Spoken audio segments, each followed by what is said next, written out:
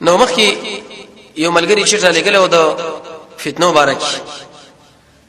چې انسان په کومه طریقه باندې فتنو نه بچ دا مهمه خبره موږ سره وادم کړو موږ سیرت نو ورس ان شاء الله باغي خبره وکړو حذیفه ابن یمان دا محمد رسول الله ملګری دی رازداري هغه فرمایي د الله نبی چې کړه د خیر او د شر خبره تشریح کوله نو ما به د شر پوښتنه کوله چې اسنه به ګیر نش د دې ملګری د کوره بچی چې دا تاسو وکي لیکن د دې جواب نه مخ کې اول فتنه په جندل پکار دی دغه اقسام په جندل پکار دی به تنظیم بچ کول پکار دی قانون داري چې سړی دشمن نه په هغه وخت کې بچ کیږي چې دشمن د مخ کې په جندلې تعریف ورته شوی چې لکه دا رقم جامو والا دی او د شکل والا دی او په دې وخت کې راځي او د شي نن به ان شاء الله کې ژوند باقی دا خبره تشریح کو چې فتنه ویلې چې صلی الله رسول فتنه صلی الله علیه یو او به که شرط د هفته ورځ باندې ژوند دی نو به ان شاء الله اکمل ګری له جواب کوو چې د فتنې علاج پس کې دی سړی په کومه طریقه فتنې نه بچی راځي نن په فتنه باندې سره خبرو کوي چې د فتنه ویلې السلام او دا څه خبره ده چې بالکل ځان له بده ځړ باندې لیکل پکار دي ځکه الله رسول د زمونږ ډیر خیر خواهان دي خاص کر محمد رسول الله صلی الله علیه وسلم چې موږ له پوره دین تشریح کړی دی او به بیان کړی دی چې انسان کله باغې باندې سوچو کې نو دا به شرط په فتنو کې واقع نشي اول فتنه په جندل دغې نو ورسره به هغه اسباب استعمالول چې سړی په د فتنې نه بچي قران کریم چې کله انسان مطالعه کوي د فتنې لپاره ډېر معناګانې دي جدا جدا الفاظ باندې راغلي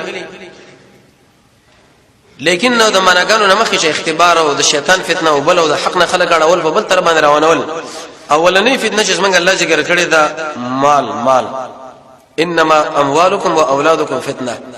الله وساسو به مالونه کې بعضی مالونه او بعضی اولاد فتنه ده څه مطلب حرام مال ګټل د سه مال ګټل چې ته به د الله د حکم نه فاتح شي او هغه کې بند کړي شي د سه مال د تعالی فتنه وګرځي ده بعضی بچی سره فتنه جوړ شي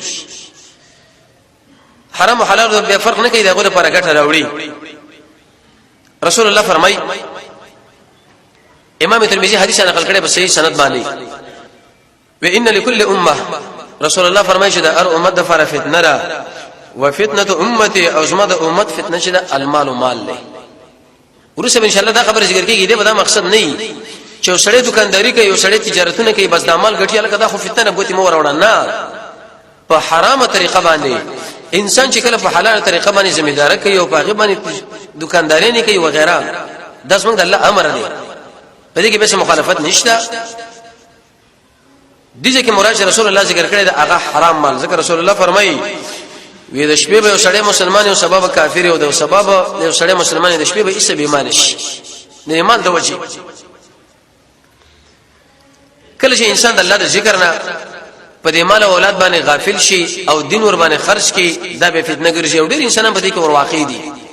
چې مال صرف زما د جیب لره شي او زما د بدن لره شي او زما د لاس لره شي نور دا فرق نه کوم چې لکه دا حلال لکه دا حرام دا فتنه را حدیث کې د امر رسول الله فرمایي بخاری کې حدیث دی لل فقر ويزستاسو نه د فقر د وجه نه پتا سو نه یریګم ولکن دومره خبره ده زه پتا سو یریګم چې د دنیا په تاسو را فراخ شي او محبت به وسره وکي لکه څنګه چې وسره د مخې خلکو کړی دا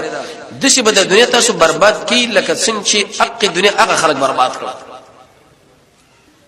عیسی علیه السلام فرمایي دنیا محبت د شي دی لکه د درې بوبا چې څومره سکیته کېږي او یا د دې مثال سره لکه سپرلی دا شرطله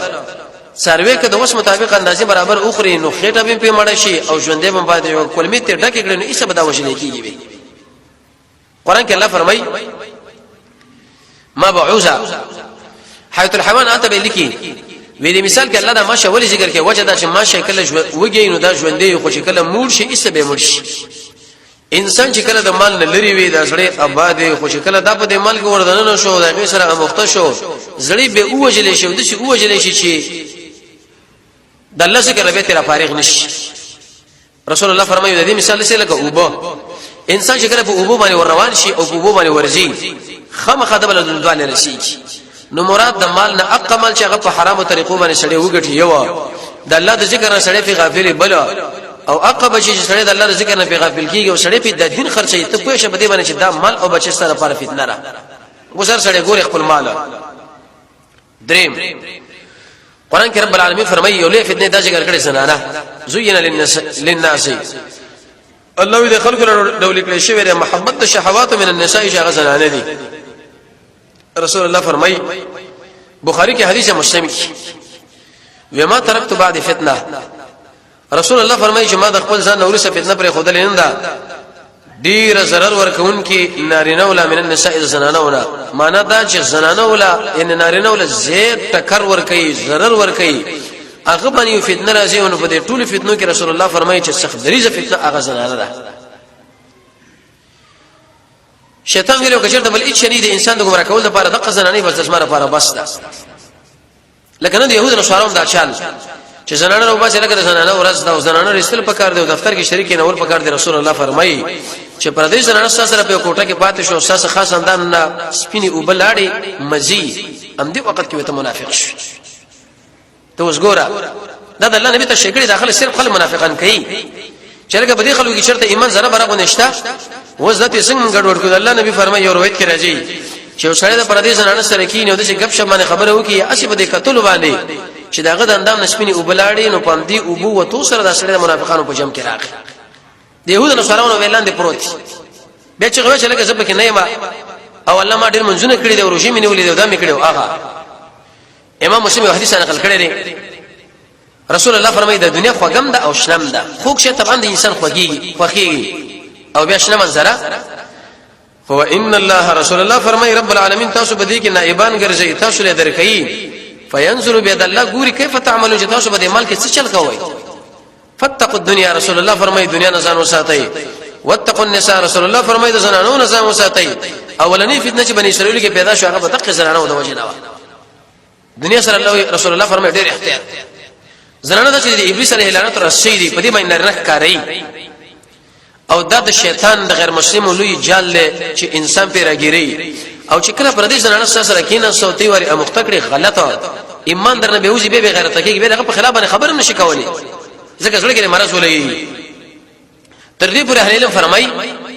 لا تدخل المرأة الاجنبيه و پردیس زنانه لمه داخليږي و ان كنت تقول اگر کته دا وایي شو علمها القران زدي زنانه له قران تشریکو اهل فرمای چې قران مرتبه بیان او په کوټه کې چرته پردینه افوا بیان کوي په جدا ځای کې کمه خامخ د پردیس زنانه سره کې نه واستانه کا سره کېږي قران کریم چې ته بیانې د رسول الله احادیث چې ته بیانې دا غوړه فتنه را پکې راګيري ځنته ساته ابلیس په دې باندې سړی ګيري خشه وړاندې پیش کی عنوان کې رسول الله فرمایي ابن ماجه کې روایت دی ما من یوم وی ایت ورځ نشه مگر دوه ملائک आवाज کوي ویل للرجال من النساء واق انسانان د الله برباد کی چې پردو زنانه سره کېنی